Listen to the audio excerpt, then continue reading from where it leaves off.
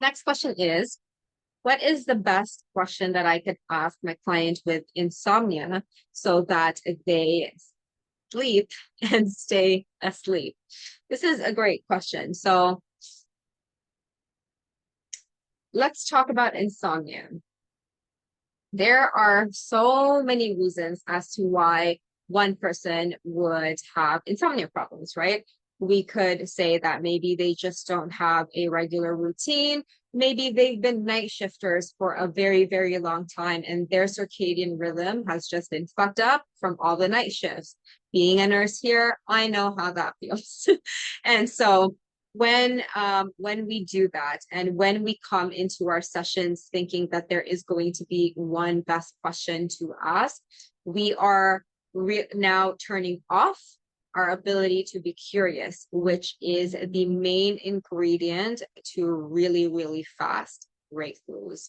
You cannot help a client to break through fast if you are not curious, because then you'll start to fix the problem. And even though at that moment that client might be like, okay, well, that reframe sounds good, when they leave your session and life throws shit at them, because it does, and they get more stressed out, that thing that you worked on within your session that you suggested that may only fit the client 50% of the way is going to be fragile and won't stick. So that's why multiple sessions come. And I know that you're probably wanting to ask the question and you want me to have a solid question, but the truth of the matter is it's really not fair to me to give you the best question because it doesn't exist. It's all context related. So there is no best question for insomnia. There's no best question for toxic relationships. There's no best question for weight loss or smoking. Nothing, because it is all context related and it is highly dependent on the response that your client gives you. So what do you do instead? This is the principle that I teach over and over again, and that without the skill, without this principle,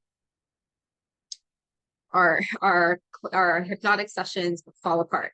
And so this is the type of hypnotic questioning technique that we use in our conversational hypnosis sessions, which is you will ask a client a question.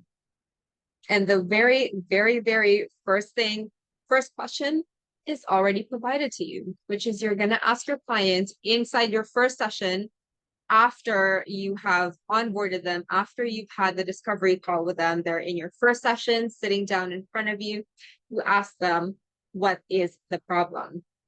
And they will tell you, they will answer, right? So you ask a question, they're going to answer. Based on that answer, you're going to formulate your next question based on whatever they gave you, right? Next question. And based on the question that they asked, or that you asked, they're going to answer, right? And based on that answer, whatever they gave you, you're going to take that and formulate your next question over and over and over again. And those are going to be the best questions, but because they come completely from the client. And so the faster you're able to really embody this mindset of there are no best questions, there are questions that my client needs at this moment in time based on where they're at this moment in time, that is when the magic happens. It's not through pre-planning, it's not through future pacing, it is through what is happening in your with your clients as they actually talk about the problem. Because we know the unconscious mind is very smart, right?